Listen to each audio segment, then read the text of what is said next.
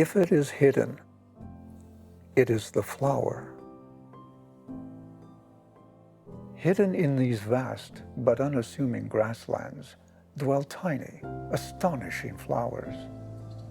Year after year, the humble wild grass known as side oats grama produces unique flowers, such as this striking orange bell-shaped blossom. Dangling in the wind, these flowers envelop their secret seed heads, suspended horizontally like minuscule brushes from the tip of each stem. They use the wind for pollination across the sweeping grasslands. We humans are from nature also. We too harbor our own unique hidden flowers. When and where do we bloom? And why? As we explore these secrets, we begin to witness the harmonious intertwining of nature and humanity, richly endowed with wisdom.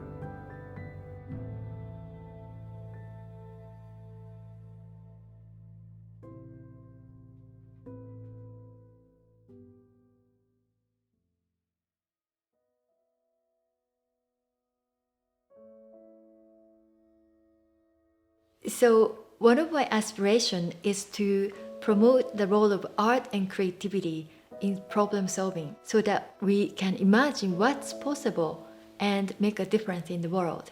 Accordingly, I have been teaching the course called Social Artistry Through Co-Creation at SFU Continuing Studies. Zeomi, the original practitioner of Japanese no theater in the 14th century, cryptically said, "It is hidden, it is flower." This was in his book on drama called Kadensho, in English, The Flowering Spirit. He sees the flower as vital. But why is he so interested in this metaphor? Did he see some resonance between the way flowers propagate and the way we nurture meaningful relationship with our surroundings? Through this film, we hope to explore this link, as it may reveal some key to human flourishing. And in teaching my co-creation course, I pursue the same goals. So it's the CCS, the Continuing Studies Group. Okay, our Continuing Studies Group is a little bit of magic that happened when we met at the SFU class that Keiko was holding. And for some reason, a few of us started to go out after the class. And then one day, I think we were out for coffee, and it was 2 hours after class that we were talking. And it wasn't just about art or what we were hoping to do. I think we were just finding out about each other. It's a group of people, I think above 50, 55.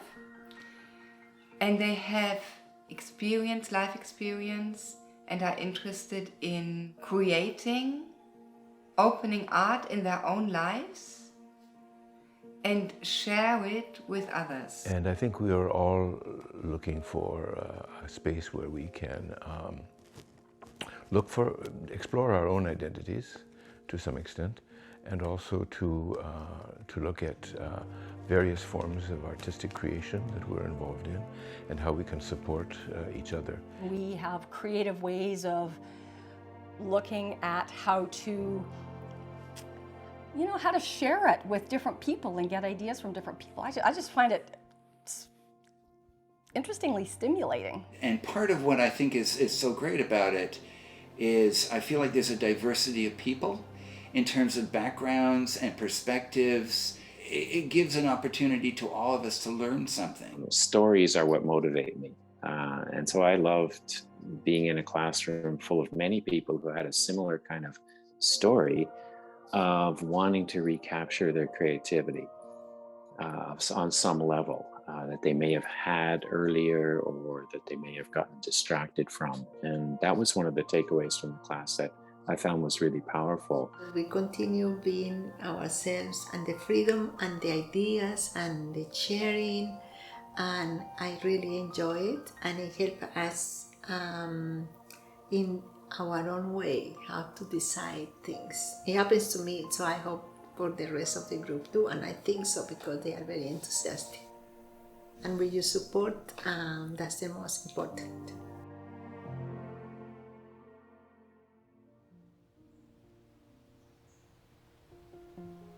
Zeami tried to see human life as it is. He saw human suffering as an inevitable process we all undergo as we reach understanding. Then what challenges lie ahead? I really struggled for 20 years. I tried to be the Trojan horse inside of my company and work environment, and to change or to contribute to human economy. And honestly, I spent a lot of years with, the typical concerns of a mid-career person that you take home with you at night, that you wake up at 3 a.m. and you have concerns about, things at the office and those kind of things. And it's not that those didn't help build character, but I wouldn't have spent so many years in that world. There is a need of the feelings. If there is no feeling in the human beings, that's what all these things are happening from my point of view. Like the family, the children, the adults, they get lost, they live in the street, they go looking for something because there is no connection in the family. That's my personal. The one thing that bothers me or disturbs me is to think that people feel like they're alone. I mean, I think that just, it hurts me. And to think of older people that are like that, and making me realize that I think it's hard for people to ask for help if they want it. One of the things that struck me immediately when I moved here, which was 1978, when I lived in Montreal, and even in the visits that I would make to Toronto every now and then, it's much easier to connect with people than it seems to be here. And it's not that I'm pessimistic about the future, but I realized that things that I have said that I wanted to do with my life, I've done a certain amount of them, but not anywhere near as much as I intended to do. So, to steal the expression, now is the time. If I don't do it now, when am I going to do it? It's hard to find who we are. I think it's because it's never taught. It's not valued as we're growing up. I think Vancouver is, funnily enough, a difficult city to make friends in. And I don't know why that is, because there's so many people that I've met here that are not from here. But I think what happens is that we just get stuck in our own lives. You live in your own bubble. You don't really think about the bigger world. And I don't know, or your community, and I don't know if that's because of the stresses in our lives. Speaking for myself, I always have a feeling of not quite belonging. I didn't belong in West Africa. I look very different than everybody else. I didn't really belong in Quebec. I didn't really belong in South America. And I come back to Canada, and because I have different reactions to so many other things than the typical Canadian from the prairie provinces, everybody was very similar. So we didn't really have questions of belonging or what our identity is. I think that might be different for a lot of new Canadians who have born somewhere else, come to Canada. Am I Japanese, am I Canadian, or am I both, or what's the relationship? Am I Mexican or Canadian or both, or how does that fit? We never had those kinds of questions growing up as children, as kind of fourth or fifth generation Canadians in very homogeneous kind of communities.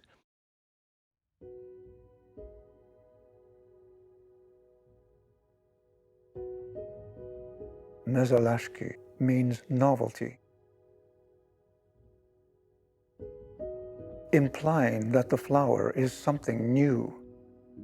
We are then adding new stories to the human repertoire as part of flourishing, akin to the joy we feel from contemplating a flower.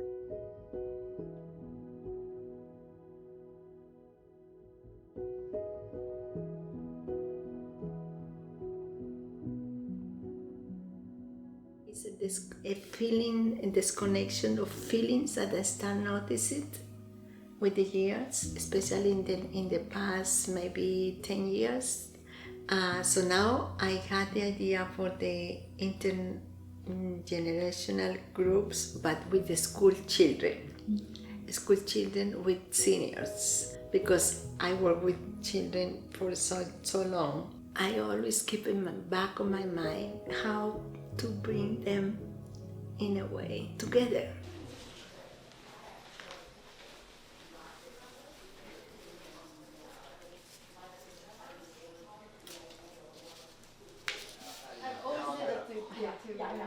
When I took the course with Keiko and with the artistry, I saw the course and the meaning of the course, because I have been completely deep in my work of creativity and arts. I always like art besides other things, and with the children. And I have so many projects that I wanted to do myself, fulfill myself, that I'm good. Like I do, weaving is one thing, but I do silk painting or glass painting. There are little things that I'm really good at those. And I was thinking, now I'm retired, what I'm going to do.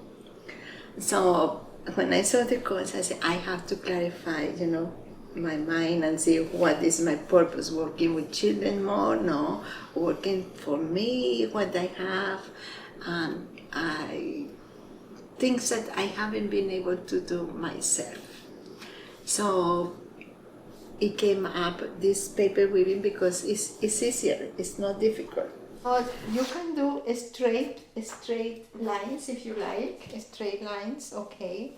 Or you can make weaving lines, and then after you have this, then you choose your papers to weave. So you can do anything, because you will be surprised when you finish all the shapes that you make. You see how it comes, all the like this.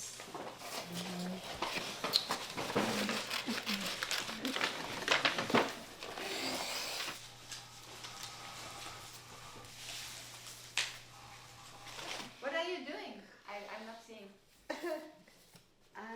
Look. Cinema, this is the film world, I hadn't even thought of it that way, to be honest, but that's interesting. Right away. Yeah. In my mind it started out as, okay, the world is often seen as black and white, but in reality there's shades of gray, so that's where I started to pencil it in. And then I thought, well, yeah, but there are different shades of gray, so I did different squiggles. And then it was like, oh, and how many people really live their lives according to the recognition that life is full of gray? People, I think, often want to be certain about, this is the way one should live, or I want to live, and all that sort of thing. And so I only put a few people in there.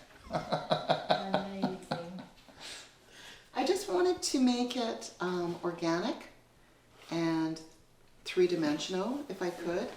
But also, I tend to, for myself, get caught up in being too perfectionist and not wanting to start. And so it was really enjoyable to be so focused on something fun like this and not knowing where it was going. I didn't have an idea of how it was going to end up, but I just knew that I wanted it to be a little looser, and I was just going to challenge myself to not worry about making it perfect. Good. It's a good thing. I like the idea. Yeah. Thank you, Lucy. Thank Great. you so much. Yeah. Thank you.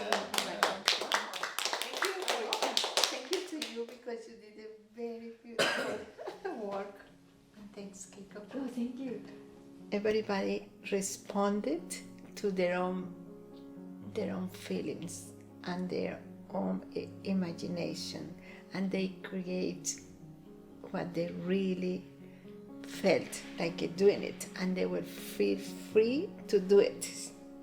And just to tell them at the beginning, to teach the dynamics, or how to use the tools and papers and things, and the rest it flow like a river, like a water. The inspiration came from putting the older generation and the younger generation together, to be able to to share and to exchange things, knowledge, that so the younger people don't grow up feeling like, those are older people. They forget that, they don't, aside, they are old, they are not anymore useful and whatever. So that's my main thing. Maybe because I'm getting older and I don't have children.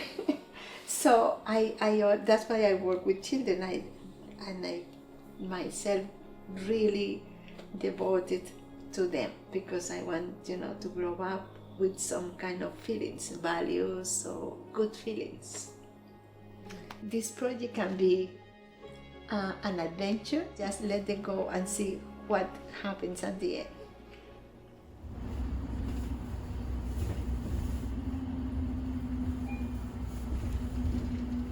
Next stop.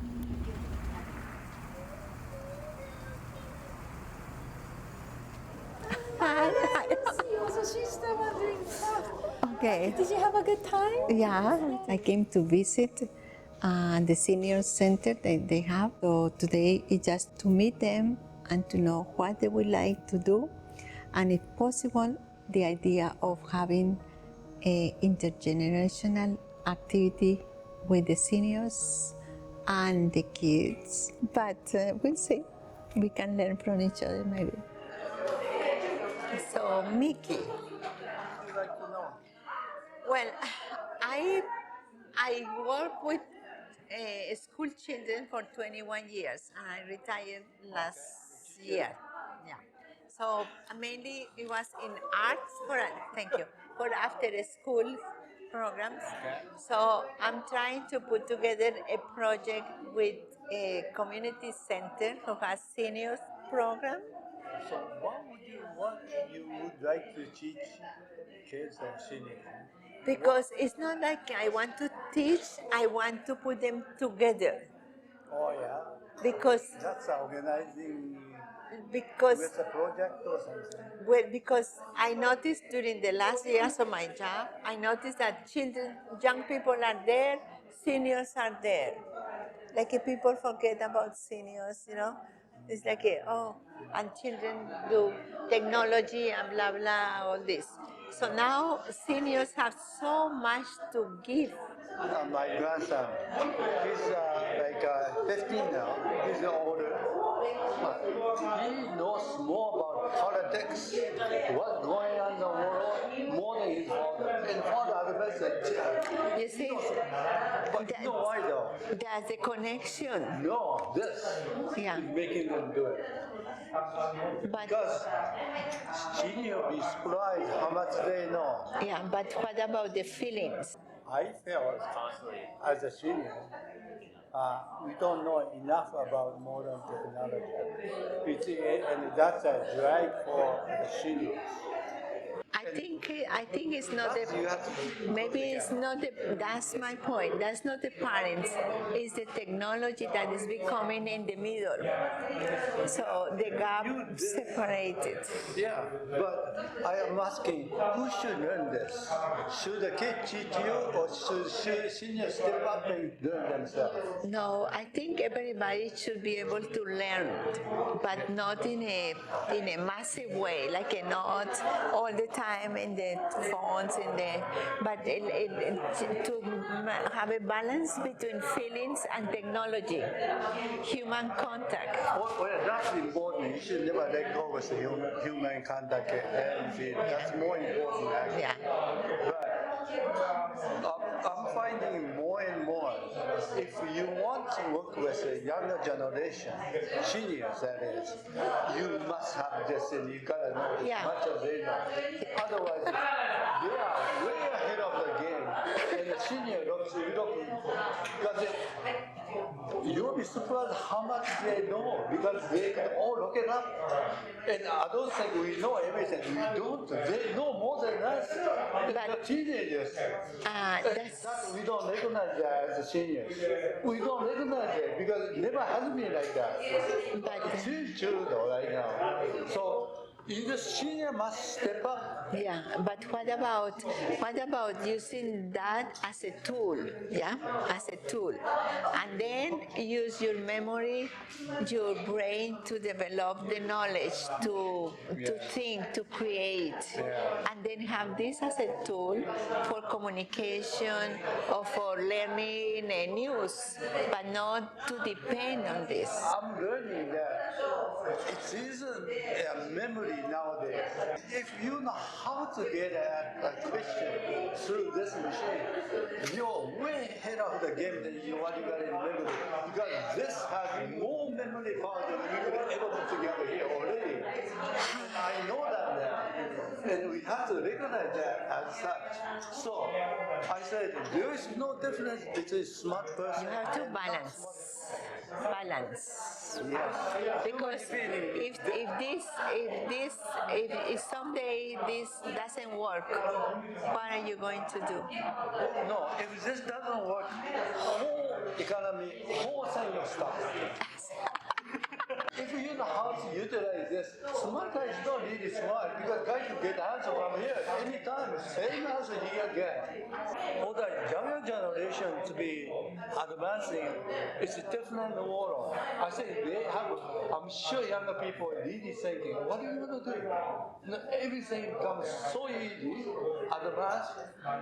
This is human is not really good for not much of anything. I know, but you know, younger people are going to be very dependent on this, and they cannot think. So then another problem comes up, and then you're going to Google, and no battery in your phone, and you're stuck, and then you cannot do anything because you don't know how to solve the problem. I think fundamental should be taught. You see? Fundamental. And I always think, what is, for myself, what is the most important thing that seniors should teach younger generation? Yeah. It's the fundamental. It's a natural thing. Yes, that's This right. thing has to be taught. Yeah. Because if anything happens, that's the way you have to go. Kind of, as I mentioned, I always have been thinking how we can bring community together, meaning this multi-ethnic community together. Not only multi-ethnic, even within Japanese community, even maybe with your ethnic group community, not everybody getting along. You probably have a similar problem. Every, I think, ethnic group have the same problem. New generation coming, old generation has been here. Sometimes can't get along together, but they're from the same country. That is, I think, not really a big problem, but we could do better. And that's where I want to work in, so that this within the ethnic group, you are really community, really in community. It's easy to say, but all of us have independent ideas. We all come from different backgrounds. Some people are rich to begin with, some people are very poor. So idea does not always come together. That's kind of what I see. Maybe I could do something. That's why I'm here, to do something. Okay, thank you so much. Thank you for your time and your ideas. Idea what? Come dance with me, right? I don't know. We'll see. We'll see. Thank you. Okay. Have a nice day. You too. Okay, bye. Yeah, he has a very good point. So, Yeah, he knows the community very well. yeah. Pen, can I? Thank you. And thank you, Keiko. Okay, you're like a movie star. I don't know. I'm afraid of that. I don't know. I never like public life. But your project is wonderful. Well, I don't know. I'm trying. I'm getting close to the one in with the school in Kerrisdale. Nice. But we'll see what happens. Yeah, let me know how we can help because I know you're also doing. Yeah. He said, I asked him, what kind of activities do you think they... Oh, but he's a guy. So I know. He says, I like dancing.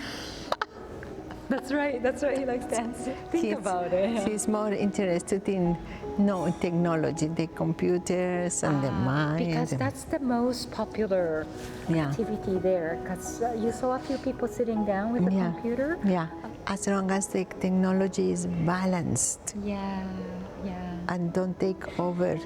Right. The other part is good as a tool. Right. But we have to get the brain going on, creativity, feelings, you know. So he agreed. Okay. So thank you for and coming. then no, thank you, Keiko. Thank you for your time. And no, we no talk. problem. Okay. Oh, this is.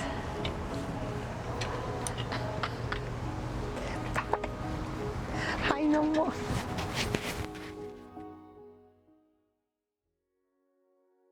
Lucy, I have good news. Okay. Just hold on. Good news. Yes.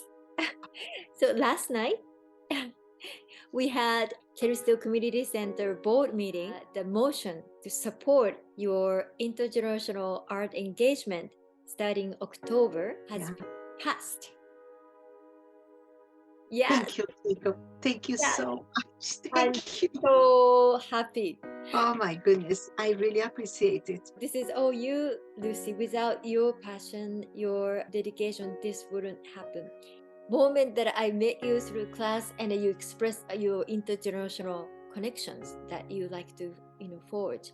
This is something that I also very much care about too. Coming from my own culture, I raised by my grandmother, and this is something that I so embrace. Oh, Keiko, that would be so nice. Oh, that would be good if it goes well.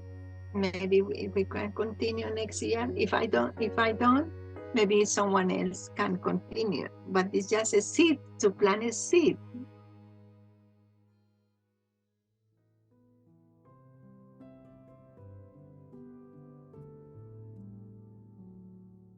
It's quite a coincidence that I started attending our social artistry group during the time when I was still working as a lawyer in a IT company. I already knew that this kind of work was too one-sided and that I wanted to open my life for other activities.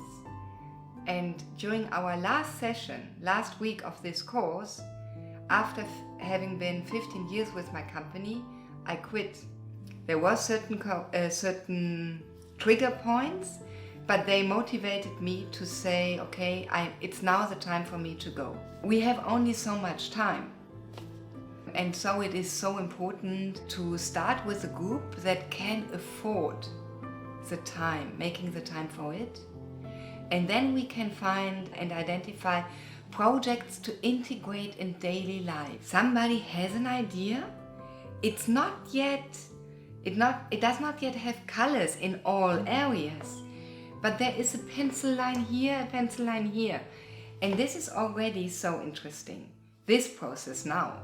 How can we listen to each other to help an idea getting into form? So maybe just to summarize, or to reflect, who recalls the question of this exercise? Does it to do with ourselves in the world and our bubble or something like that? Or who surrounds us? Who are you communicate with, or who are you talking with? Exactly. How are you related to others? Yeah. John, can you just help us to recall what you painted? For me, what I got from the question, from Kiko's question, was question of identity. I said, what is your identity? I'm in kind of an unusual spot. I was born here, but I don't feel that I belong here. Oh yeah, I remember you talked about other people have come from other places and developed a sense of belonging here. And I feel I don't belong here. I didn't know what to draw. So all of a sudden I just drew two circles. And I feel that my own identity is split. Part of me is in Canada, part of me is in other places, mostly Latin America, and many times I feel actually most at home, quote unquote, in other places than here. Why is that? I don't know. But so I just felt that I was split, and so I drew these two circles. And for me, the issue is, can I bring these two circles together in some kind of way? I don't know. That's the existential question, I guess, for me. Even within Canada, we are essentially split, at least in two parts.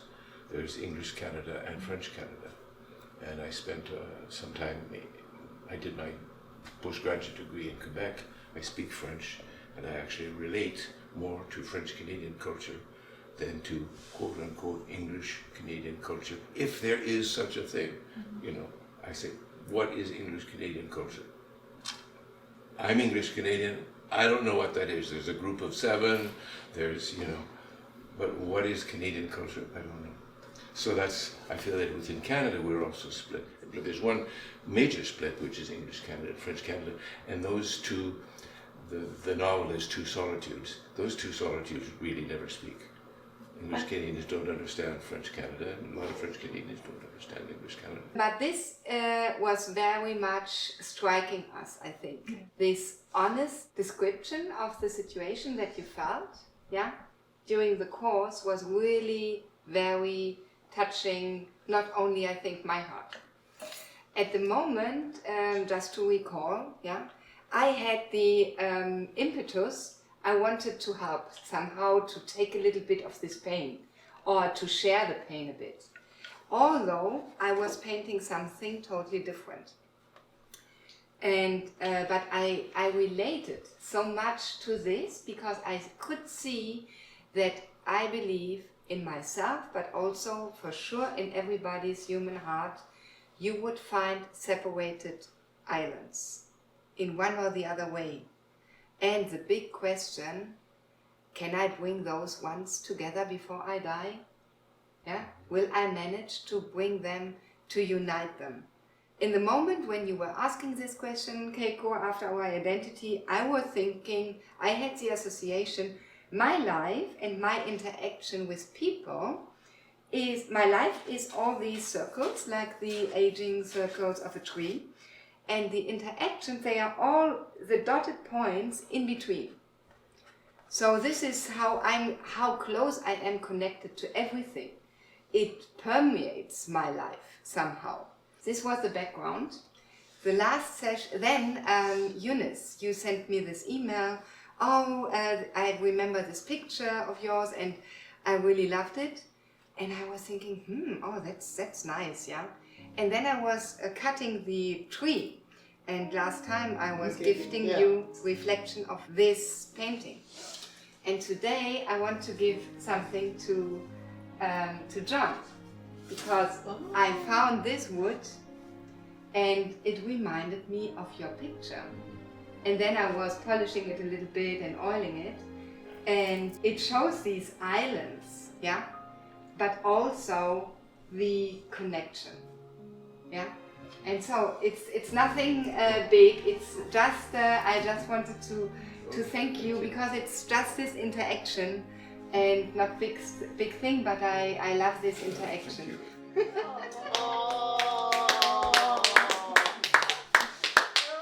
What I wanted, in fact, to discuss briefly today is the overall theme or the overall objective of our group. Yes, yeah. Do you have a plan or do you hope for a certain learning process? I'm observing as a member. You know, it's not like if one person leading, then won't be a co-creation. What are the things that we are actually subconsciously practicing that are really important element, the dimension of co-creation. So yeah, I'm really keenly observing that. The charting evolution. Okay, so we can discuss more about the IDG and UN talk. It reminds me of one of our artistry works where we made collage. Yes. And that was Sharon who made this frame and she was looking out of the window.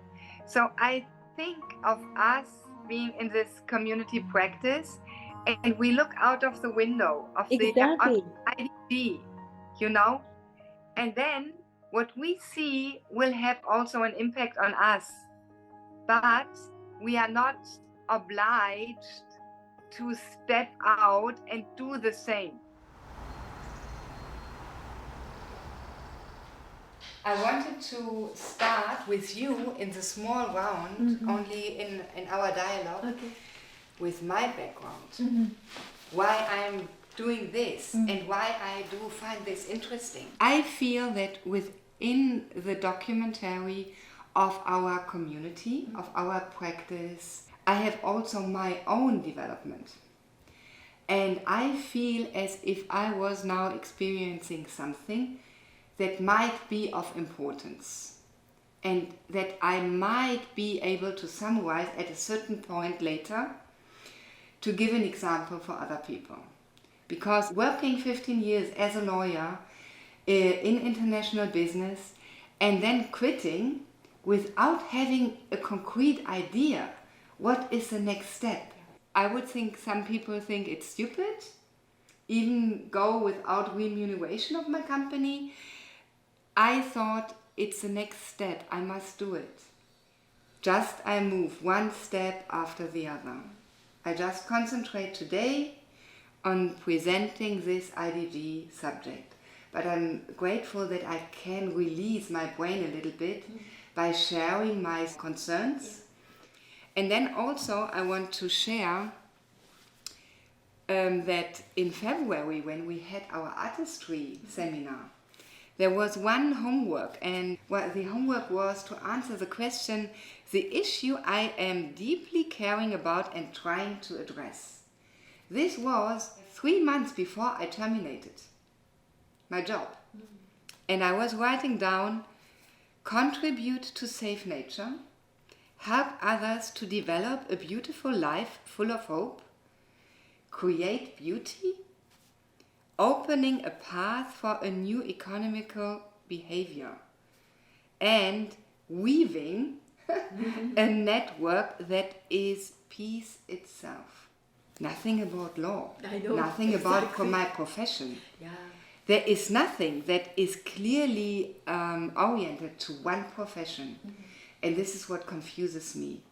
I know I have a certain teaching attitude. I love to give seminars, yeah. I have a certain counseling attitude, maybe. Oh, very organized. And organized, yeah. But what profession? So luckily, I gave myself 1 year to find out. So I'm not rushed to press all these wishes in one profession. What I identified as one of our key critical issues in our society is lack of time.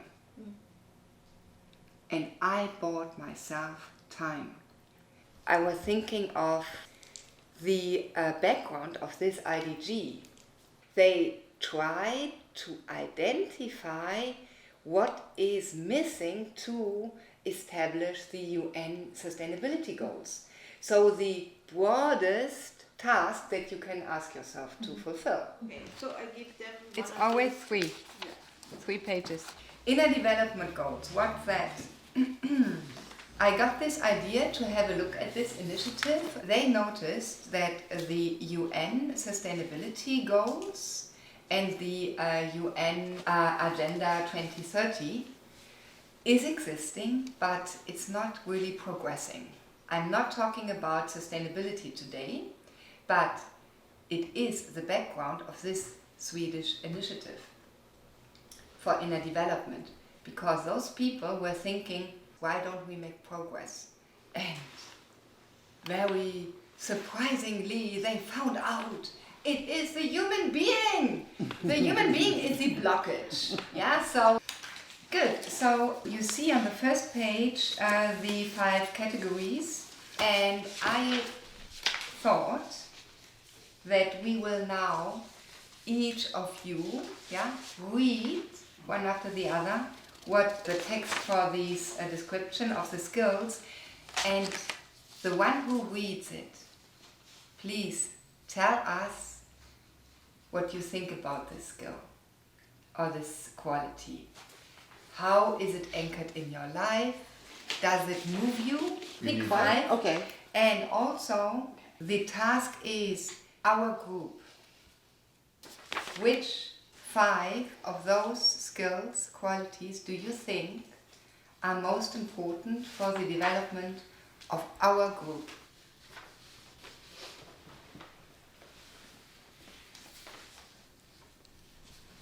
Good. I would now like you to share your number 1 skill and quality. What is yours, Keiko? Sense making. Sense making is your number 1. Why? It is probably the most crucial skills to me, actually, as it is about finding beauty in a mundane place and finding meaning. I thought for me the number 1 thing that I think to get any group moving or successfully is long-term orientation and visioning. Mm-hmm. I think it's a goal. It's working towards a goal together, and you're building a community. You have a sense of what you're doing. I picked connectedness because I think if we sit in our own little isolated world, what are we going to solve? What are we going to create? What are we going to, what meaning is there? For me, number 1 was presence. Creativity, in my idea, comes only through the being presence. You cannot create with your thinking about past or future. It's just when you are in the presence, it will go through you, and it will help lots of other things be solved. Last week, I was feeling kind of loneliness, so it is what you talked about. You are isolated in island. It's you, inner you, and you have just reflection of yourself, nothing else. You are not, it's kind of, it's, so it can be sometime connecting to the feelings, make something. One of the things that struck me most in our presentations on the last day was Robert. At one point he said, "We write our pain." Yes. And I put up my hand and I said, "Yeah, and we also paint our pain." And he went, "Oh, really?" My top one of all was the critical thinking. My reason for that is if our goal as a group and as a society and even as a species is sustainability, is to survive. So I'm really curious to see what we will create and how we will define these intermediate milestones. I'm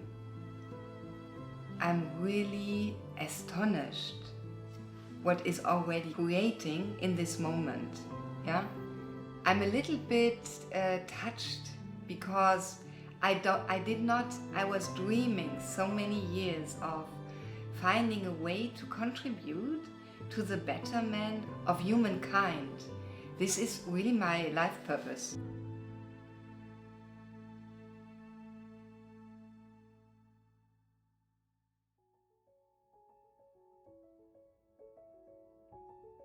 The whole the process of talking about it with other people, sort of thinking that I was going to do it about, the topic I landed up doing about it was death, because I was like, oh my God, that's going to be like a morbid topic. Is that going to be, but the whole fact that, I discussed it and actually brought it up with people and discovered that I guess it was the feedback that I got, that it was like, that's good. And then I would go away and I would think about it and I would sort of do a little bit of research online about it, try to decide. Even once I sort of picked a topic, I didn't know what direction I was going to go with it. But again, it was the positive feedback. So I think really, and the engagement. And I think that again, we can get so much more out of ideas and with discussing with other people and doing things in our own little bubble, which again is the whole idea of this social artistry through co-creation. I guess because it's like such a fascinating experience for me to be able to have other people have that same experience would be awesome. And I think if somebody's passionate and excited about what they're doing, other people are going to be curious.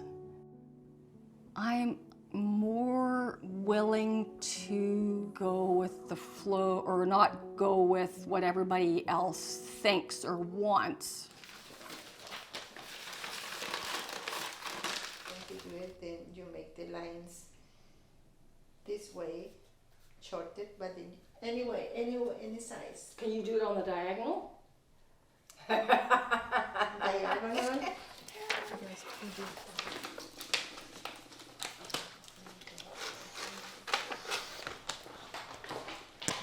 Perfectionist. You break the rules. She always breaks. Yeah. I think Sifi is that type. Yeah. Can I do it diagonal? Yes, now you're combining it. It's more than okay. That's perfect. I like it. Next. Well, okay. Is this way or Let's see. this way? You know what? It can be any way. How does that sound? I kind of wanted to be a bit random with it, to be honest. And then sort of, because life, you have to if you can't go with the flow, and you don't know how things are going to turn out, you can't predict.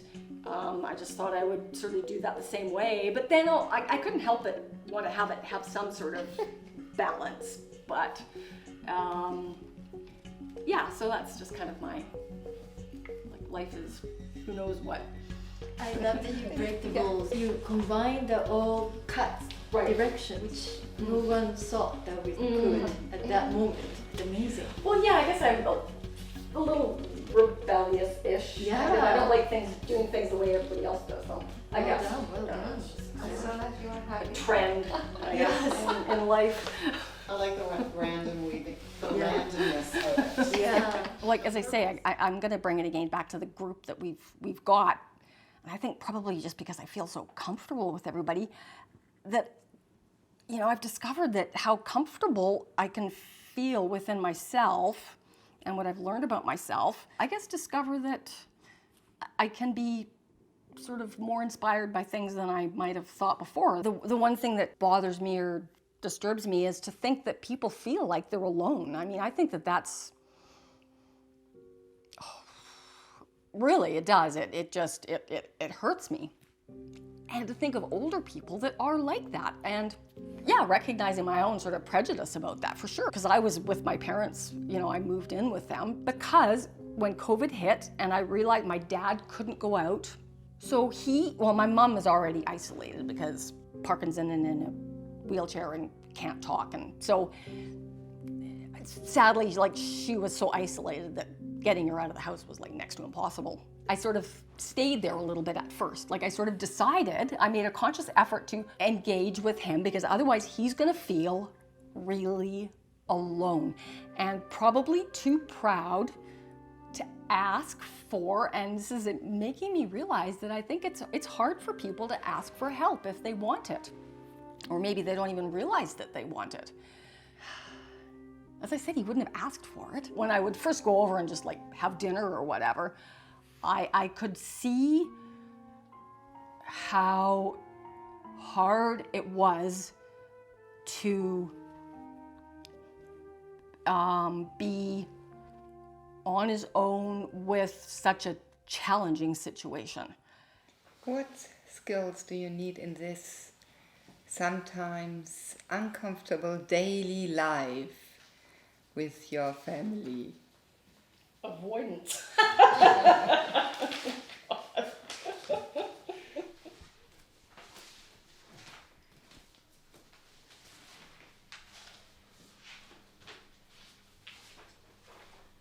Does anybody feel comfortable to share her number one? Alison. It's funny that this is hard for me to talk about. I wasn't expecting it. Which is contrary to what my initial comment of the most important thing is connectedness. It's just that at the moment, I kind of like avoiding my family, my whole family. And I think that therefore what I'm going to pick is more self-reflection needed on that. I just don't feel as if I want to make the effort to, yeah, I don't know, it's, Allison? yeah, it's actually kind of a hard one to talk about right now, to be honest. Is it because you recently lost both your parents? And I'm really sorry for that loss.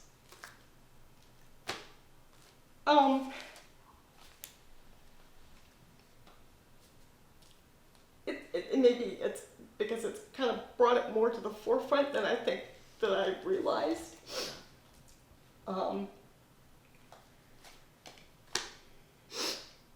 Yeah, it brought up a lot of stuff in the whole system. To be honest, like the whole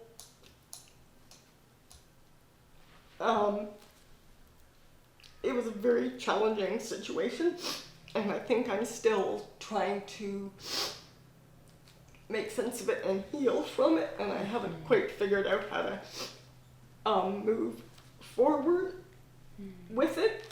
And I think maybe it's almost easier for me to keep myself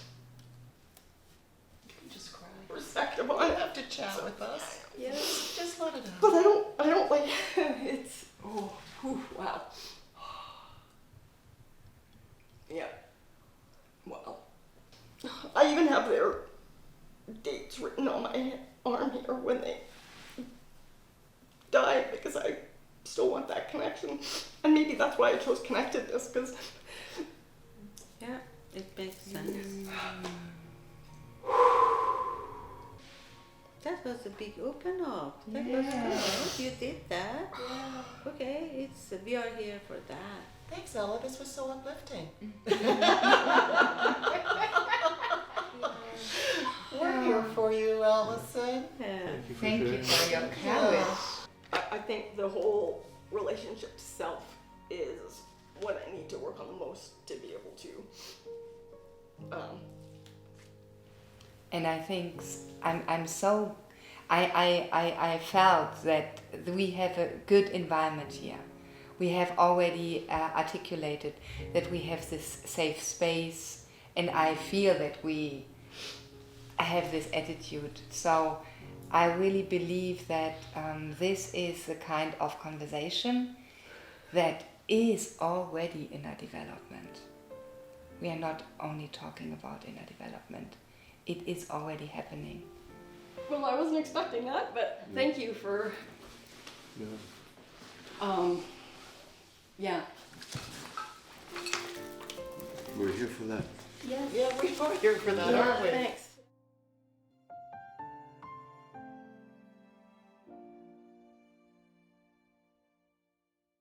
So I'm a first generation Chinese Canadian. My parents came here separately after World War II and then met when they were in high school. But they came after a period of Asian exclusion and a lot of racism. My mom wanted us to learn English. She wanted us to be very Canadian so we wouldn't face the racism that they did growing up. But I think in some ways I've always didn't really know how Chinese I was versus how Canadian I was. And this has always been sort of a conflict in my life because I've had people say, well, you're not Chinese enough. But I would never be accepted as a full Canadian I was growing up because you just have to look at me. So the project that I'm working on now, I guess the bigger question is, am I racist? And so I'm using sort of stereotype images of objects and objectifying what they are. So the coolie hat, the slanted eyes, the yellow peril. I guess stereotype images of my parents' generation of what maybe the 1930s to the 50s of what an Asian character is, or what you would imagine an Asian person is. To me, a slanty eye isn't racist because I have slanted eyes. So I went to Value Village and I started looking all over, and I went to the knick-knack section. I was holding up images. There was a lot of Chinese images of, Buddhas and various things. And I thought, that's not quite what I want. Then I picked up a knick-knack of just a Western sort of style knick-knack, and I thought, well, that's interesting. I wonder what would happen if I painted slanted eyes on him and maybe made his skin yellow. And then I've had a couple of people say, but you need to paint their hair black. And I said, but it's not a representation. It's not about having black hair. This is just my little window of what I want to deal with in terms of images that I grew up with. I can't make images for everyone to understand because this is only my experience. It's connecting just to who I am, and it doesn't have to be one or the other. I don't have to be Chinese, I don't have to be Canadian. I just have to be, these are my experiences and this is what I create out of it. When you're just so busy with your life, you're not thinking about anything, right? You're just doing. And I think at this time, without having that stress of the work, and that's a little bit behind me right now, is that I have the time to process everything that I've experienced and what do I want to take from that going forward. Sometimes I wish I was as free as the first time I did it, where I wasn't really thinking about it, and I just knew that something was bubbling and I was just trying it, and I wasn't so nervous about what the outcome was. And now every time I think about it, because there's two pieces that I've been looking at, the working title is Yellow Peril right now, and because I always think of the title first, I'm just stuck on it. I've started it 100 times, not 100 times, but I think, no, this is too one note. This is not where I'm going. This is too cartoony. So I've erased it, I've washed it off, and I've done that. So then I'm starting to think, am I holding myself back from overthinking about what I'm doing? And then I have 2 other plates that I haven't started yet because I keep on staring at them. And I have this idea and I go, no, it's not good enough, no. So I think I'm doing that by worrying what it's supposed to be now. In order to create inclusive environment, art serves that purposes, creating ambiguous space. I like what you say about ambiguous space because I think that any piece of art that I've looked at or has resonated with me is because it stirred something in me that I wasn't quite sure what it was. There was no right or wrong with it. It just had a feeling. I want there to be some humor in it too. Yes. And I want it to be, I don't want it to be a lecture. I want it to be, well, of course, thought-provoking, but yeah, I just want it to be something that you just do a double take. What did I just see? Or what is this saying? What am I thinking when I saw this? And then maybe go from there.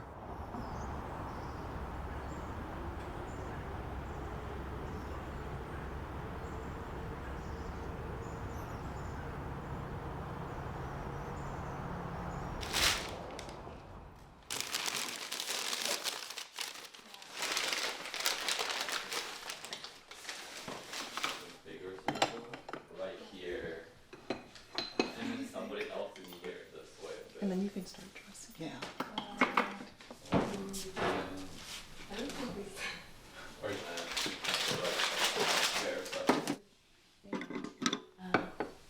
Do you have any blankets for the rocks? Gee, I thought I had more pieces, but this is it. Can we put the decoration somewhere? Yeah, you can move it there. Okay. Interesting. Okay. Like this.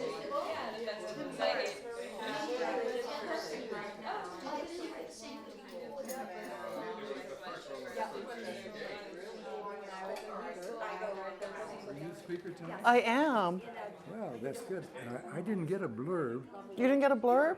But that's okay. But the topic is?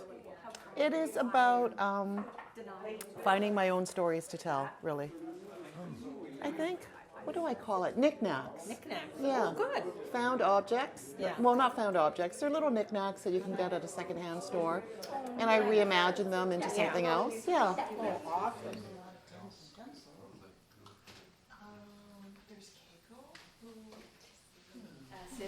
But good evening, everyone. Welcome to the number 159 salon. So it's great to see all your familiar faces and new faces tonight. I really believe the energy of this salon comes alive with this amazing mix of people. So I'm very excited and honored to introduce Eunice to you all. Eunice is a retired TV producer. TV director, who I met back in February during the SFU continuing study course that I taught. You taught? Yes, and tonight it's a big deal for two reasons. First of all, it is Eunice's very first time talking about and showcasing her work in public. And Don't look at me. and let me tell you, that takes really serious guts. And we are all witnessing her journey as an emerging artist. Secondly, I won't spoil the surprises, but Eunice's work made me question who I am on a deeper level. It's not about what we are, but who we are. It's really thought-provoking topics tonight, I didn't anticipate. So after her presentation, I'm counting on all of you to bring the heat during the lively discussions. Eunice, it's your time to shine, so take it away. Thank you so much, everyone, for being here. Your time to shine. And, thank you, Eunice. Oh, well, thank you, Keiko. I'm really honored to be here, and I want to thank everyone for coming out. It's a hot, sunny day, and I really appreciate you being here tonight. I have some notes just because I am a little bit nervous, and so it's nice for me to have this little prop. So I went to Value Village, and I started looking around. I was looking for some inspiration, and I found this plate. So this is English colonial plate, horsemen, upper class, riding on their thoroughbreds in the countryside. And I just started doodling on it with my marker pens.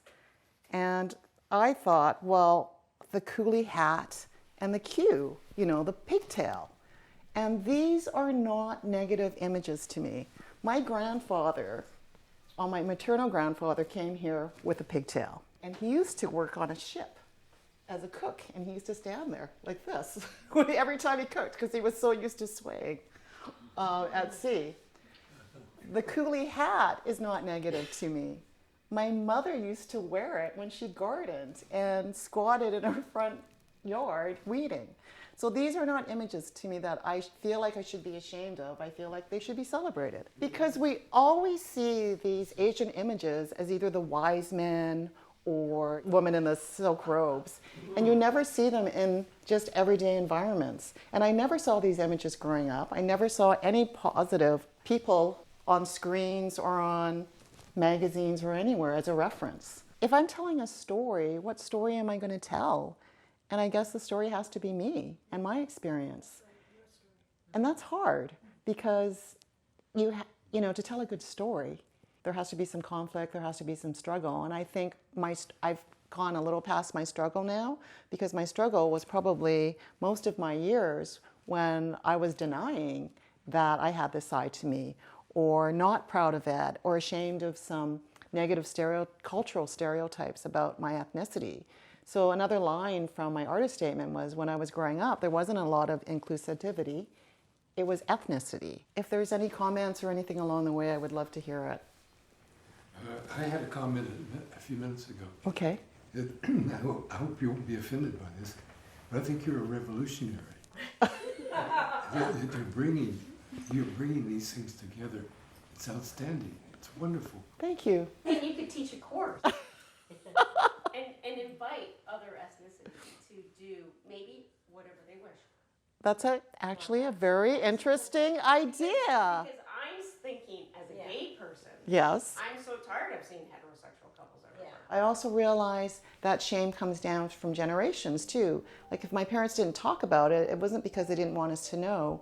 Maybe they felt ashamed or embarrassed that they had no power about certain things. I think my journey continues because this is a start of it, and being here and talking about it has been very difficult for me to put together.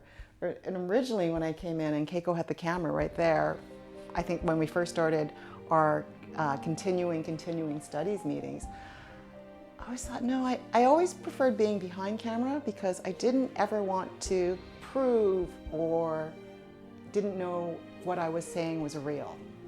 If it was sincere and if I wanted what I was thinking to be out there, it'd just be easier to, you know, be in the background and not have to worry about that. So to actually tell my story now, the start of my story opens up other thoughts in my head about what this really means on a deeper level. I used to deflect a lot of things with humor and sarcasm. Maybe it's just maturity with age, but it's just coming to understand what I want to present and tell of myself to other people and share with other people. Thank you. Wow, thank you so much. I fully want to embrace my creative side and feel that I have stories to tell, I have conversations to create, and I'm confident that I don't know.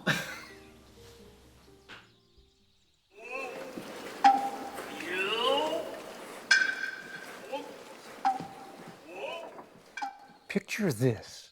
They stand tall, resembling mature wild grass in a vast field, gracefully swaying in the wind, waiting for the perfect moment. At first glance, they may appear bare or even decaying, but their actions catch the mind. If it is hidden, it is the flower. In blooming, timing is important, even though our petals may soon fall. Here goes. I'll be very candid about this. I've now been cancer-free for about 5.5 years. And I was first diagnosed about 6.5 years ago. And at one point, it was stage 4. It had metastasized. So the doctors were not too optimistic. If it was going to return, typically it would return very quickly. So it's pretty certain that that is in the past.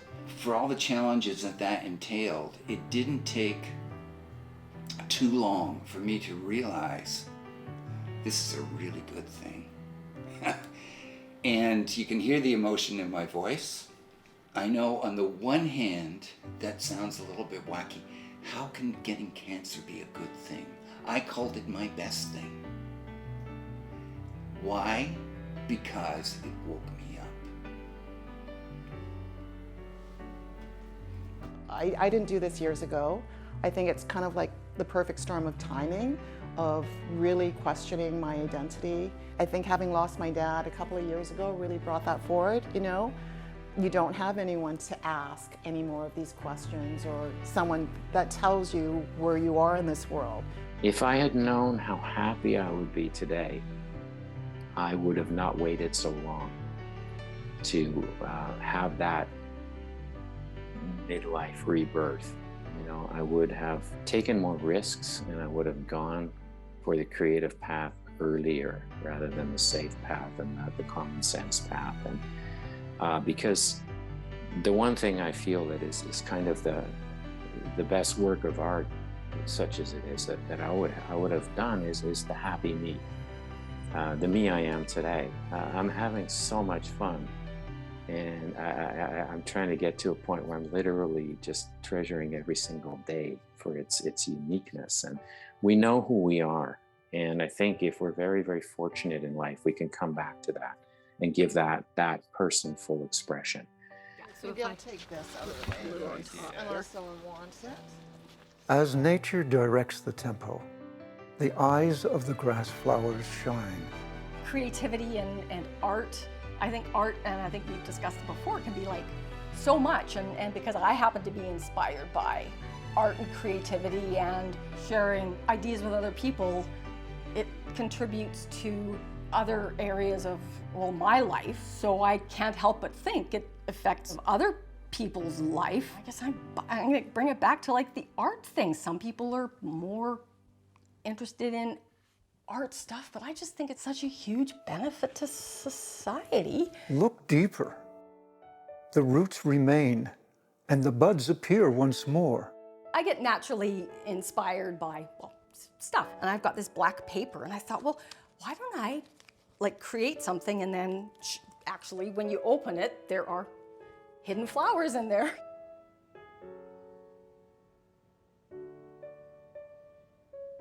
Now a question still remains. What brought this group together? Personally, I want to be part of a multicultural community. And that's the richness of our culture here, is that we have people from so many different backgrounds. There are people that I would normally not have gone out and said, oh, I want to be friends with that person.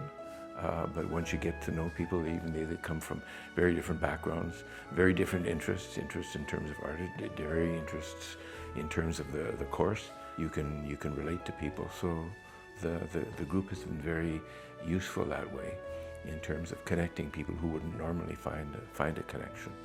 You know. And we are looking forward to the next phase of this. Yeah. Thank you, Keiko, also for inspiring this from that conversation that we had.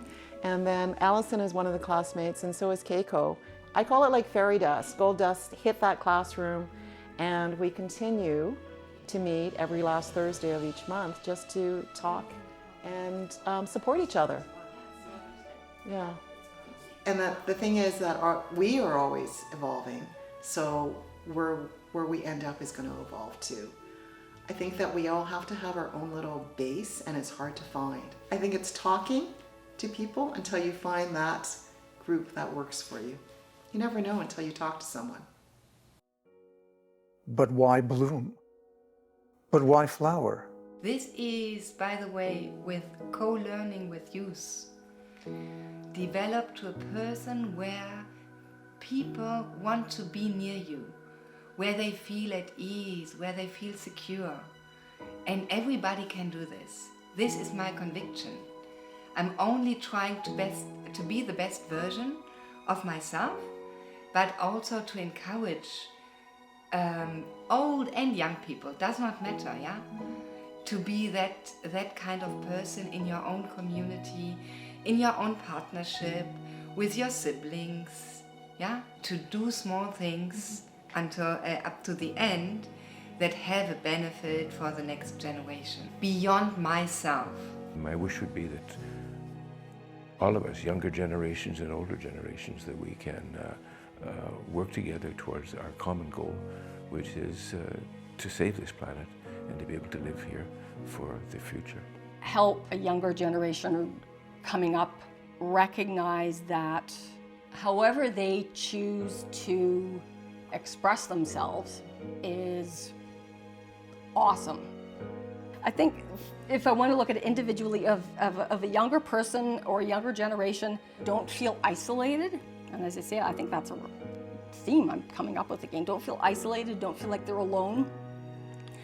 That they can find ways of connecting with others somehow, because art is such a huge topic, and if they can find anything that is even that related, whatever means to them, whether it's a rock on the beach that they pick up and find that all of a sudden gives them meaning, that they don't feel like they're alone if they can't connect with other people, and help to people to recognize that and feel that and contribute then themselves to other people, then it's kind of like a ripple effect, I guess. As wild grasses move in concert, so do we cohere and harmonize, transferring wisdom between generations. For me, nature is the most important, you know. If you do something against nature, that's when the problem is caused. I feel like a karma. The world is suffering karma because you do something and it comes back to you, you know. Nature has is a purposeful nature to be. So why we have to change it? Every time you change the nature of things, something happens. My mom, she loves garden. She used to have beautiful flowers. Like if you're a flower, what the flower you be? I don't know, something soft and no bright color. It's a plant called Hoya. I say, oh my goodness, how perfect is this? The nature is so perfect.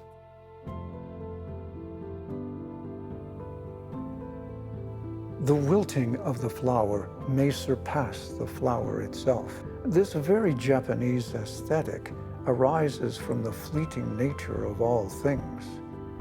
A wilting flower in nature reminds us of how its beauty is enhanced by impermanence.